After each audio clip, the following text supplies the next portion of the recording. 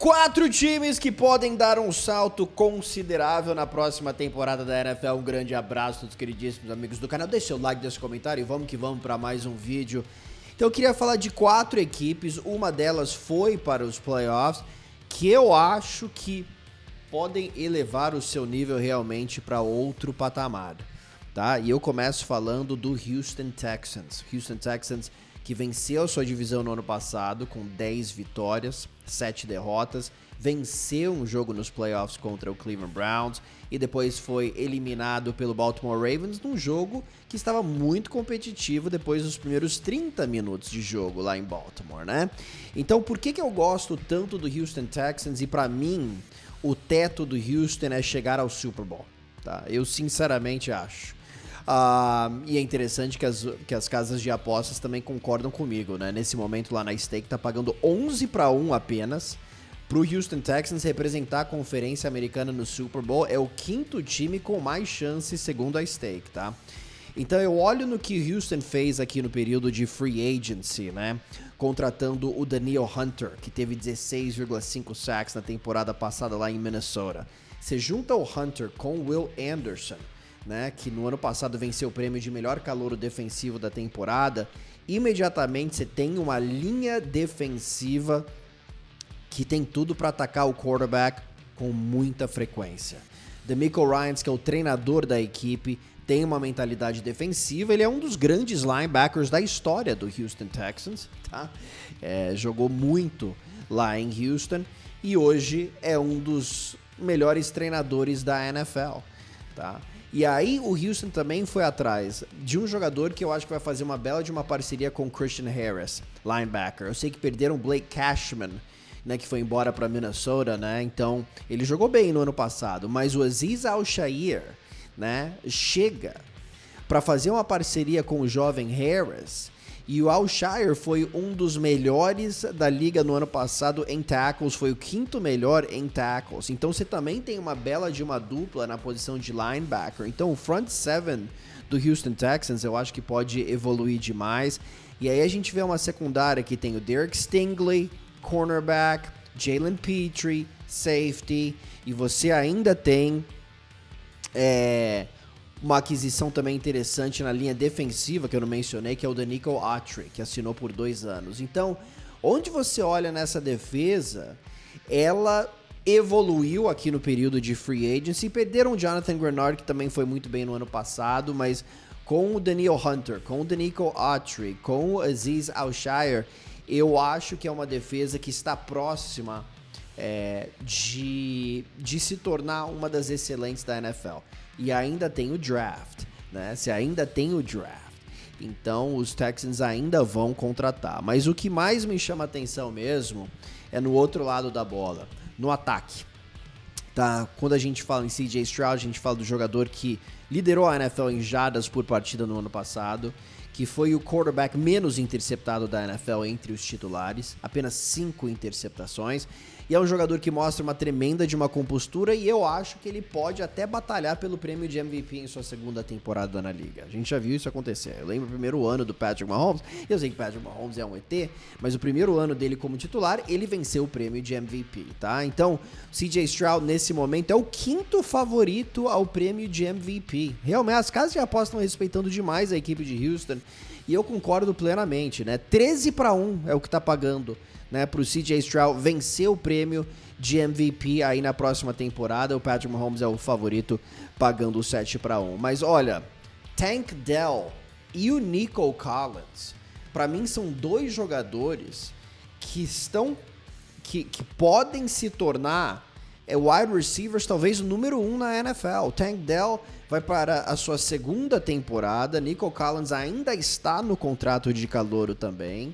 E aí você tem 2 veteranos, Robert Woods, Dalton Schultz, fez um ótimo trabalho como tight end no ano passado, e você tem o Joe Mixon, que chegou no período de free agency para ajudar a posição de running back, correndo atrás de uma linha ofensiva que também teve seus bons momentos no ano passado. Então eu não vejo nenhuma grande fraqueza na equipe do Houston Texans. Eu gostaria de ver talvez um pouquinho mais, talvez mais um bom cornerback aí na defesa, isso me chamaria atenção, mas o Houston Texans tem tudo para realmente evoluir, e eu acho que o time pode ir de 10 para 12 vitórias aí nessa próxima temporada, e é o favorito para vencer a divisão sul da AFC. Na NFC, ainda falando de divisão sul, que tal o Atlanta Falcons? Que tal o Atlanta Falcons agora com o Kirk Cousins? Para mim, o Atlanta, se tivesse um quarterback no ano passado, tivesse tido um bom quarterback no ano passado, teria vencido a divisão. Sinceramente, a defesa foi sólida basicamente o ano inteiro. E o ataque tem boas peças também. Então, quando a gente fala em Drake London, Kyle Pitts e o Bijan Robinson, a gente fala de 3 jogadores que foram escolhas top 10. E para mim são 3 jogadores incrivelmente talentosos. Aí eu falo de Drake London ter a capacidade de se tornar um wide receiver top 10 na liga. De Kyle Pitts se tornar um tight end em termos de produção, né? Recebendo passes, anotando touchdowns. Talvez top 5 na NFL. E o Bijan Robinson, eu acho que ele pode se tornar um running back, talvez top 1 na NFL. Eu acho que ele tem essa habilidade, né? Especialmente se a gente olhar em números, tá? Eu acho que é um cara que é capaz de correr para 1.500 jardas, que é capaz de receber 1.000 jardas, extremamente dinâmico. Tá muito cedo na carreira dele, mas ele foi uma escolha top 10, né? Então os Falcons concordam comigo. E agora você tem o Kirk Cousins, que antes de se machucar no ano passado, tava mostrando talvez o melhor futebol americano da carreira. Eu sei que ele vai fazer seus 36 anos aqui nessa temporada, mas eu ainda acho que ele tem gasolina no tanque. Então eu vejo muitas coisas positivas. Eu vejo uma linha ofensiva que tem peças fantásticas. Eu vejo um ataque terrestre também com o Tyler Allgeier, que pode ser um dos melhores da liga. Eu vejo um quarterback que já mostrou a capacidade de produzir números no nível mais alto. Eu sei que ele tem apenas uma vitória na carreira aí nos playoffs, mas a gente sabe que o Kirk Cousins ele é capaz de muita coisa, né? Em termos de números, pelo menos. E é um veterano e eu acho que ele pode extrair o melhor aí desse trio que eu citei. E além do trio, você tem agora o Darnell Mooney, que não fez muita coisa no Chicago Bears, mas a gente sabe que os Bears tiveram muitos problemas aí na posição de quarterback aqui nos últimos anos. Rondale Moore. São 2 jogadores que chegam, que têm capacidade depois da recepção. Jardas depois da recepção, né? É uma dupla que faz um passe curto e eles podem resolver depois da recepção, especialmente o Rondale Moore, tá? Então, eu vejo um ataque completo lá em Atlanta, e os Falcons são os favoritos para vencer a divisão sul da NFC, e é o meu favorito nesse momento. De novo, tá cedo, antes do draft, tem muita coisa que ainda pode acontecer, mas o Atlanta tá pagando 1,80 apenas para vencer a divisão sul da NFC. Eu consigo imaginar vendo os Falcons vencendo pelo menos um jogo na pós-temporada aí com o Kirk Cousins. É um time que me intriga bastante. Voltando para a Conferência Americana, ninguém tá falando do New York Jets, ninguém tá falando dos Jets, mas depois do que eu vi nesse período de free agency, eu acho que os Jets têm muitas peças aí para realmente ameaçar a divisão. Tá? O time fica atrás do Buffalo Bills e do Miami Dolphins nesse momento, pagando $3,90 para vencer a divisão. Mas eu adorei o que os Jets fizeram nesse período de free agency para melhorar a sua linha ofensiva. John Simpson chega de Baltimore, extremamente ativo, veloz, ágil, ótimo em jogadas de pull, né? Que ele se desloca, né, para o outro lado da linha, avança para o segundo nível da defesa. Morgan Moses e Tyron Smith são os 2 novos tackles do New York Jets. A posição de tackle foi um problema por muitos anos. Não deu certo com o Dwayne Brown, não deu certo com o Mekhi Becton, muitas lesões.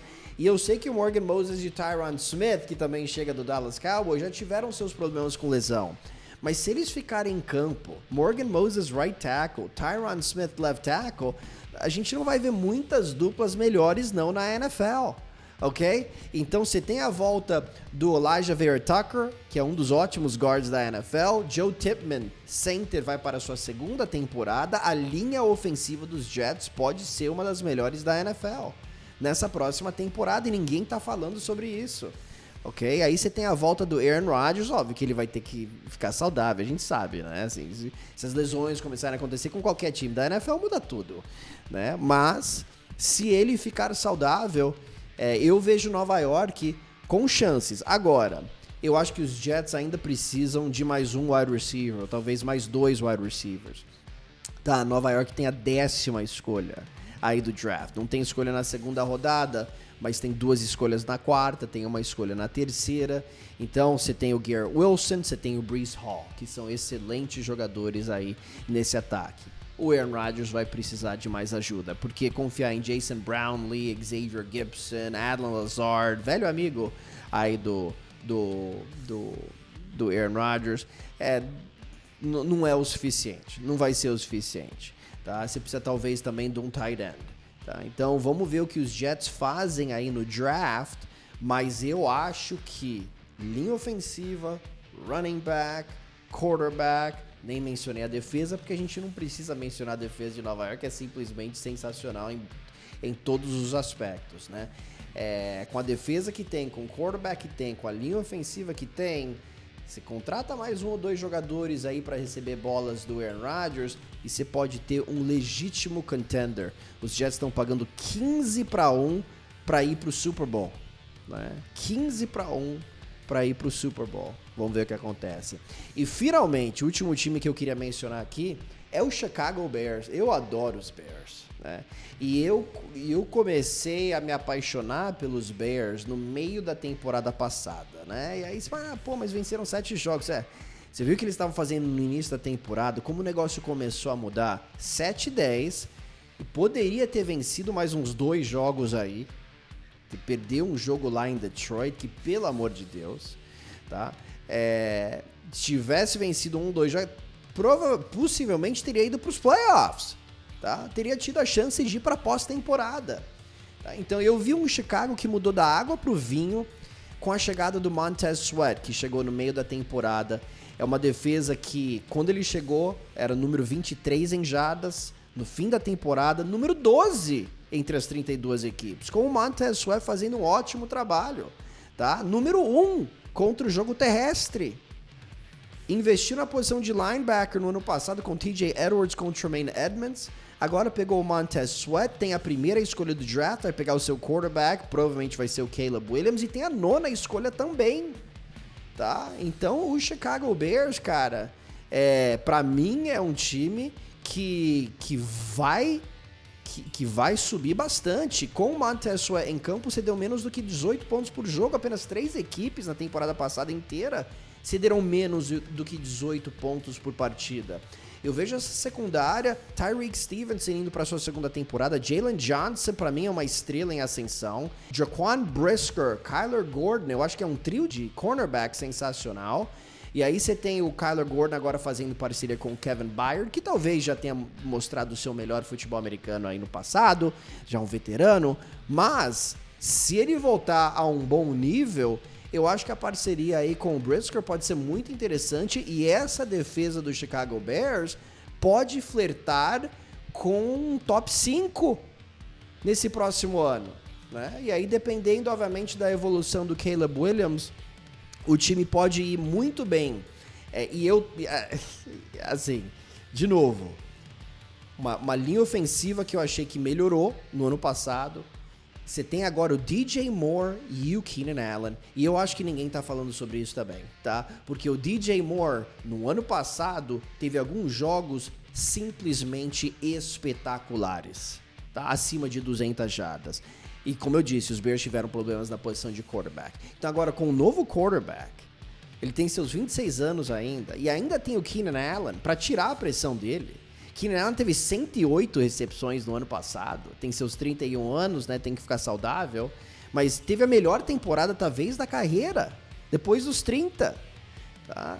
Então, essa dupla, e ainda mais você joga um Cole Kmet, tight end, que teve 73 recepções no ano passado. Se Chicago conseguir proteger o seu quarterback, DeAndre Swift é um running back decente, ele chega de Filadélfia, os Bears podem vencer a divisão e podem vencer um jogo nos playoffs. Eu acho que é um time que vai de 7 vitórias para talvez 10, dependendo, obviamente, do quarterback. Calor a gente não sabe, né? Uma escolha número 1, né? Tem tudo para ser uma estrela, tá? Então os Bears estão pagando 4-1 para vencer a divisão. É o terceiro time favorito aí na divisão, entre os 4. E eu acho que é uma aposta interessante. Tô falando que os Bears vão ganhar a divisão, tem o Green Bay Packers, que eu acho que vai ter uma boa equipe. Por exemplo, tem o Detroit Lions, obviamente, né? Que ficou a um jogo aí do Super Bowl. Eu acho que essa divisão tem tudo para ser uma das mais fortes da NFL, mas vamos ficar de olho na ascensão do Chicago, que incomodou o Detroit Lions 2 vezes no ano passado, tá? E eu acho que, como eu disse, eu acho que vai evoluir bastante, tá bom? Então é isso aí, meus jovens. Deixe seu like, deixe seu comentário. Falamos aqui em breve. E como eu mencionei a stake, se você tiver interesse em fazer uma apostinha, eu tô deixando o link aqui na descrição. Todas essas apostas estão disponíveis. Apostas da temporada da NFL, do draft, da temporada da NBA. Tem aposta, você consegue apostar em quase tudo lá na stake, não é verdade? Falamos em breve aqui. Grande abraço. Tchau.